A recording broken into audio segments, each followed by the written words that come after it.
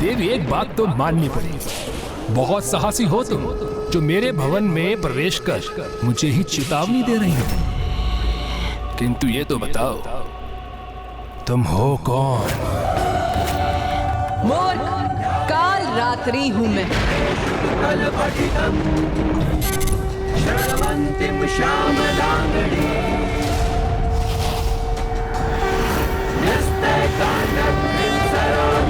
शशिकलधरा पल्लकिं पादयन्तीं कलाराबद्धमालां नियमितविलसज्जुलिकां रक्तवस्त्रां मातङ्गी शङ्खपात्रां मधुमधुमन्दां। तुम्हें क्या प्रतीत हो रहा है देवी कि तुम अपनी ये तुच्छ सा शक्ति प्रदर्शन दिखाकर मुझे भयभीत कर दोगी?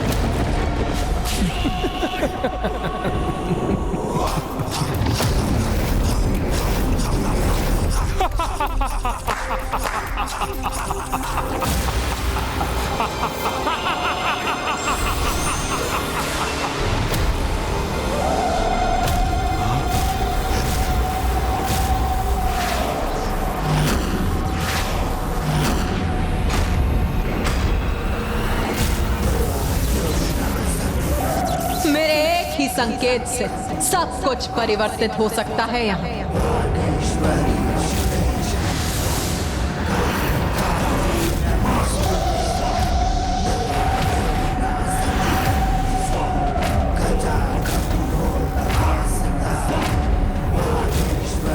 माता काल रात्रि काल चक्र को रोककर अपने उन्हीं शक्ति रूप के दर्शन दे रही हैं। अपनी शक्ति से सब कुछ स्तंभित कर दिया है माता ने। ये कैसे संभव है? सब कुछ थम कैसे गया?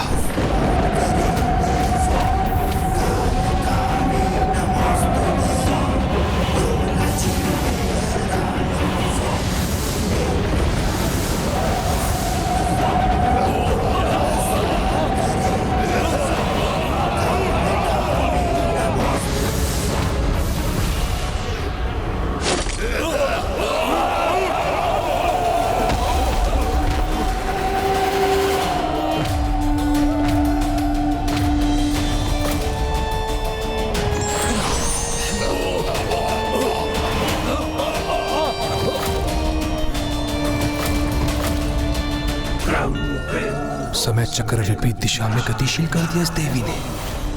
सभी चराचर जीव काल के अधीन, तुम भी दुर्गमासुर, और सभी को समय की गति के अनुसार ही चलना होता है। किंतु काल मेरे वश में है, इसीलिए मैं नहीं, समय की गति मेरे अनुसार चलती है। समय अथवा काल की नियंत्रक काल रात्रि हूं मैं। देख मूर्ख,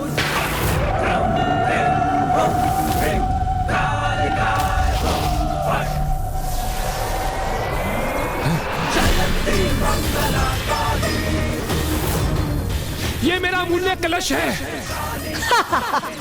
काल को बांध सकती हूं मैं, और उसको उसकी समय की गति के अनुसार चलने पर मुक्त भी कर सकती हूं।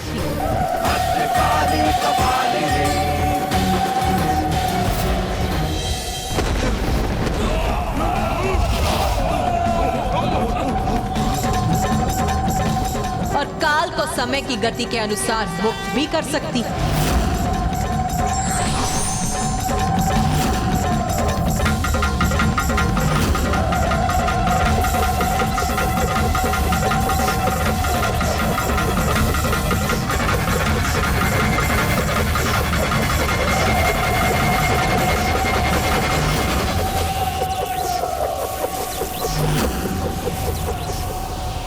ये देवी काल चक्र को विपरीत दिशा में क्यों घुमा रही है?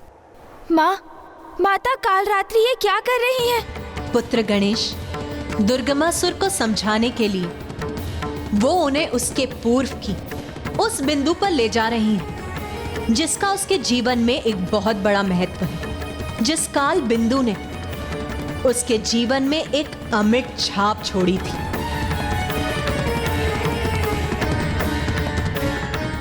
रूरू,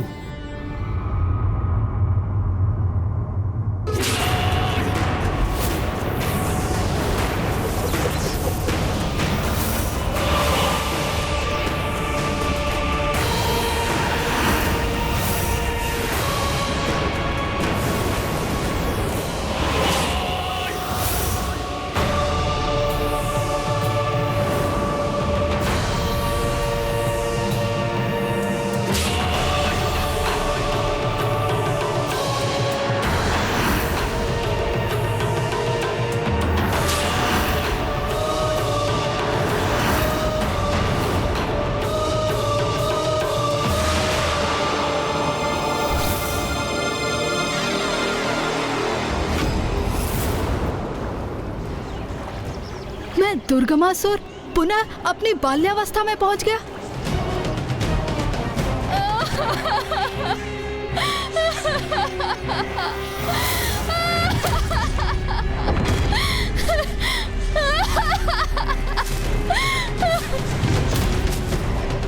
अकस्मात माता रोने क्यों लगी हैं? और वो कौन है जिसकी अर्थी असुर सैनिक ले जा रहे हैं? कहीं वो पिताश्री तो नहीं? नहीं, ऐसा नहीं हो सकता, ये असंभव है।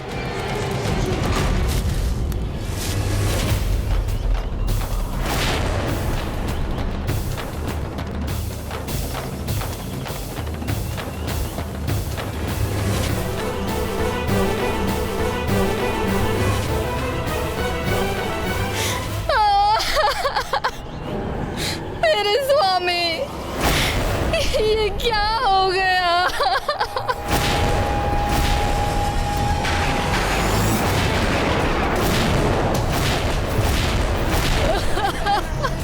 पिताश्री, पिताश्री, पिताश्री।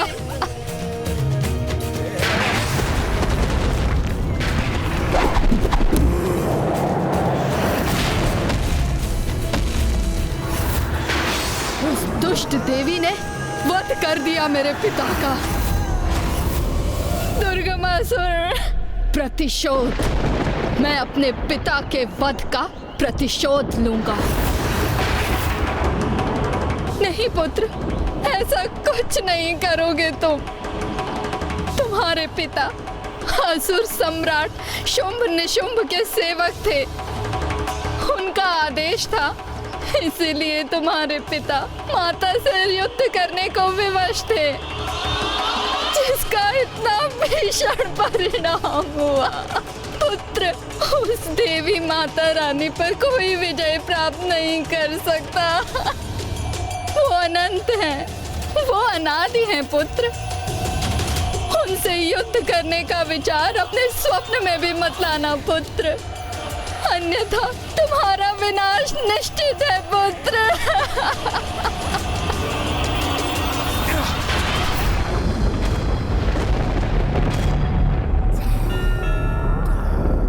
पूर्व काल में स्वयं तुम्हारी माता ने तुम्हें समझाने का प्रयास किया था कि तुम्हें प्रतिशोध के भाव से दूर रहना चाहिए। तुम्हें पुनः वही समझाने आई हूं मैं यहाँ।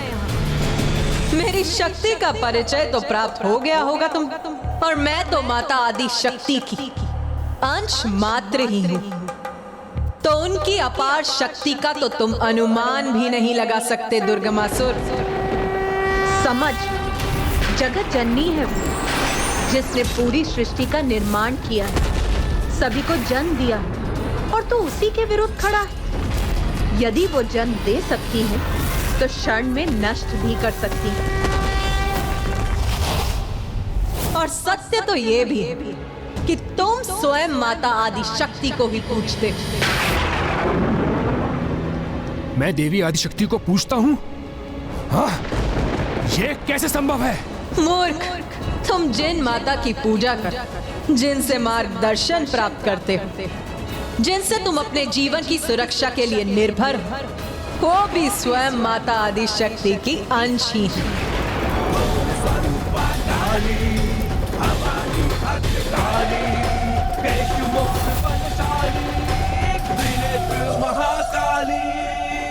हाँ माता, आप सर्वथा उचित कह रही हैं माता। ये मैं क्या करने जा रहा था?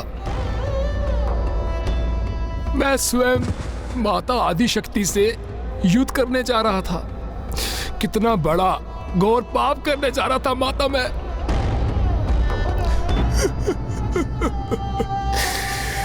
कितना बड़ा मूर्ख हूं माता मैं।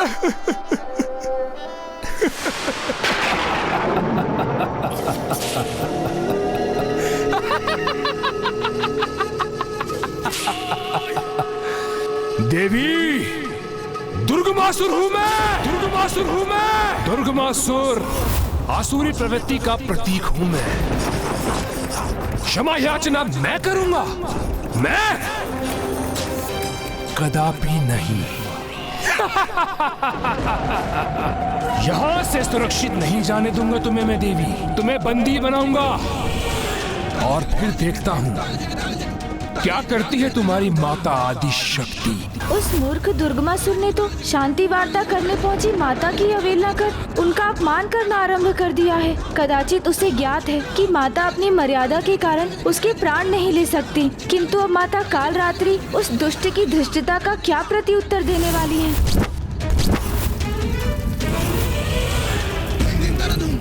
सैनिकों, बंदी बना लो इस देवी को।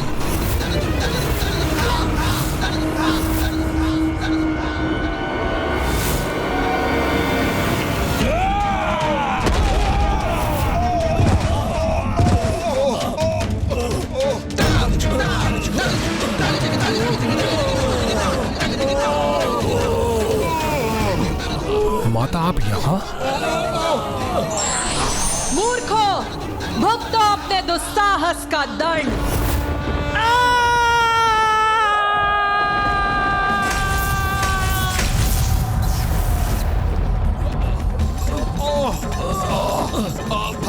भस्म हो रहे हैं हम। कोई कष्ट दूर करो, कोई कष्ट दूर करो हमारा।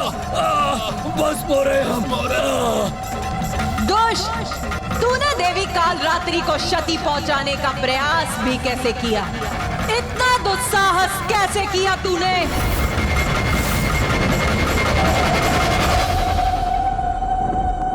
मैं चाहती तो अभी तुम्हारा अंत कर सकती थी मूर्ख, किंतु माता ने मुझे तुम्हें चेतावनी देने भर की ही अनुमति दी थी। किंतु अब तो स्वयं परम शक्ति ही तुम्हें भयंकर मृत्यु प्रदान करेगी, और वही है तुम्हारी नियति। सुधर जाओ दुर्गमासुर, अभी भी समय है, सुधर जाओ। देर नहीं हुई है अभी, सुधर जाओ। नहीं, ये सुधरने वालों में से नहीं है।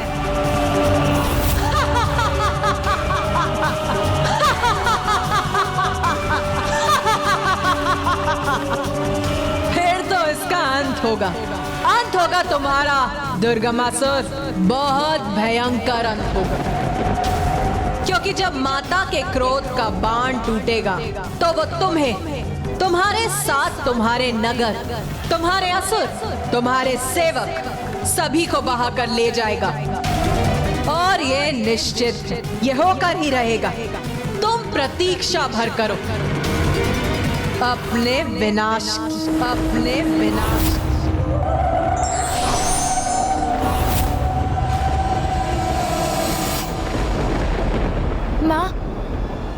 माता कालरात्रि तो दुर्गमासुर को चेतावनी देकर अंतर ध्यान हो गई। पूजा करता है वो उनकी, उसने अनुष्ठान कर उन्हें वहां रहने पर विवश किया है, और वो सदा उसे उसके बुरे कर्मों के भयंकर परिणाम के प्रति सचेत करती, किंतु वो उनकी आज्ञा का पालन नहीं करता। वो अपने समय के अनुरूप आचरण कर रहा है, और वहां उपस्थित देवी उचित समय और अवसर की प्रतीक्षा में है, क्योंकि उससे अत्यंत कुपित होने पर भी वो उसका, अपने भक्त का साथ नहीं छोड़ सकता। तब तक नहीं जब तक वो अपनी पूजा, अपने अनुष्ठान में कोई भूल नहीं करता।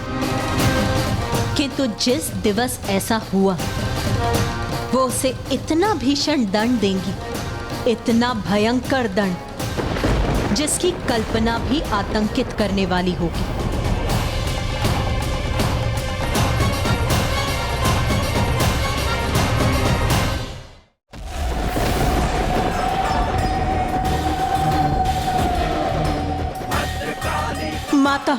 ये किस मूर्ख अहंकारी को समझाने के लिए भेज दिया था आपने मुझे? वो दुर्बुद्धि दुर्गमासुर, वो तो बांस के उस वृक्ष के समान है जो चंदन के वृक्ष के निकट होते हुए भी उसकी सुगंध को अपने भीतर सम्माहित नहीं करना चाहता। अहंकार के अंधकार को अपनी बुद्धि का आभूषण समझने वाले के भीतर सुदबुद्धि का प्रकाश जागृत करना असंभव है माता।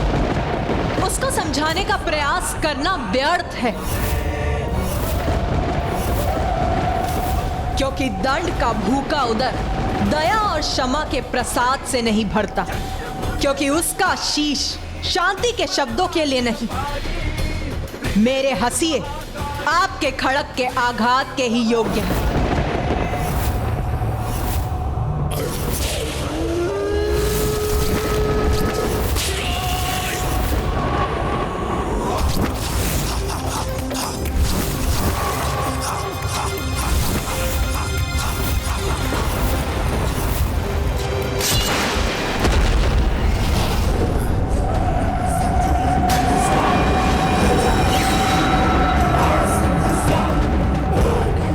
रे दुष्ट, जो जगत जननी है, सर्वोच्च माता है, समस्त ब्रह्मांड की दिव्य शक्तियों में जिनका शीर्ष स्थान है, उन्होंने तुझे धर्मनिष्ठ होने का, सुधरने का आदेश दिया है, और तूने तो उनके आदेश को भी नकार दिया। नहीं माता, नहीं, ये कटु वचन उचित नहीं है, उचित नहीं है माता।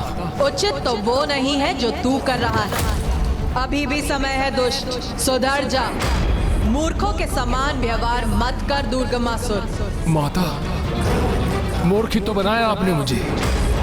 जो वचन काल रात्रि ने मुझसे कहे थे, वही वचन आपके मुख से प्रस्फुटित हो रहे हैं।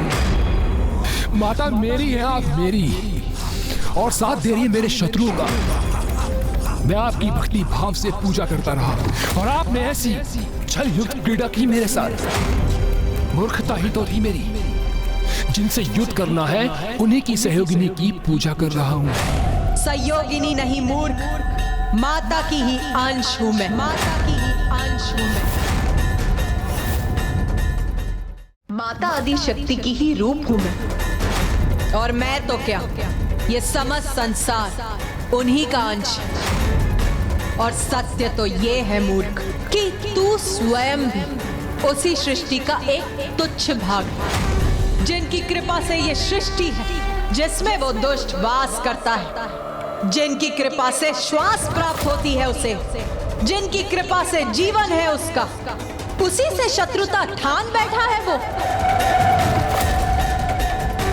ऐसे मूर्खों के पास तो शांति संदेश के लिए देवर्षि नारद को ही भेजना चाहिए था आपको, क्योंकि अपने शब्दों में मिठास घोलकर दुष्टों को समझाना नहीं, उन्हें दंडित करने हेतु उनका संहार करना है मेरा स्वभाव।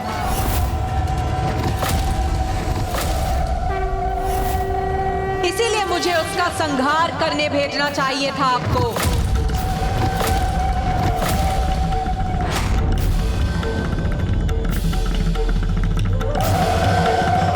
भैया, दुर्गमासुर ने तो माता कालरात्रि के भीतर भीषण क्रोध उत्पन्न कर दिया है।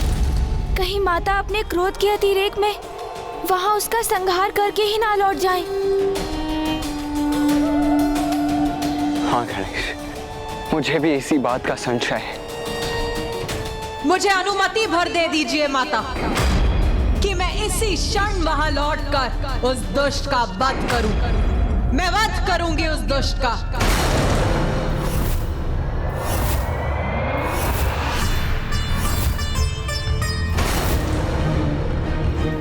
ऐसा कोई नहीं है जो दुर्गमासुर को दुर्बल समझे, जो मुझे चुनौती देकर आगे बढ़ने का प्रयास करे।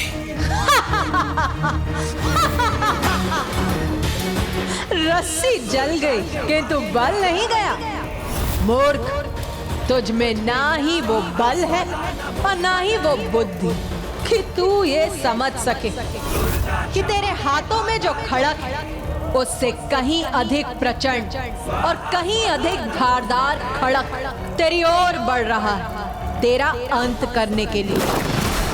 बहुत बड़ा भक्त बनता है ना तू मेरा, बहुत पूजा भी की है तूने मेरी, तो जा, मैं तुझे आभास करने की शक्ति प्रदान करती,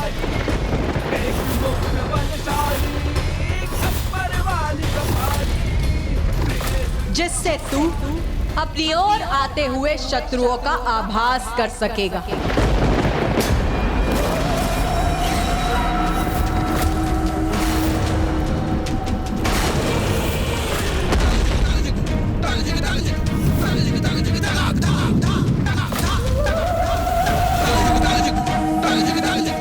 उस मूर्ख दुर्गमासुर ने तो शांति वार्ता करने पहुंची माता की अवहेलना कर उनका अपमान करना आरंभ कर दिया है। कदाचित उसे ज्ञात है कि माता अपनी मर्यादा के कारण उसके प्राण नहीं ले सकती, किंतु अब माता कालरात्रि उस दुष्ट की धृष्टता का क्या प्रत्युत्तर देने वाली है।